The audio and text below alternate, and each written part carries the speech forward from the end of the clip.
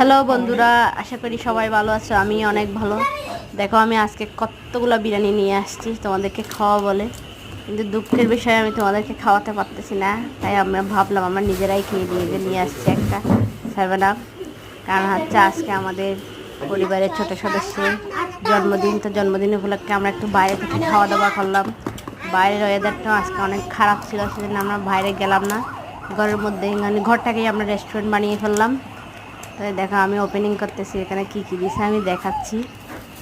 দিছে একটা সালাদ দিছে, তারপরে এই যে দিলে একটু মাংসের ঝোল, যে বিরিয়ানিটা দিলাম, বিরিয়ানির ভাতগুলো দেখতেছি অনেক সফট।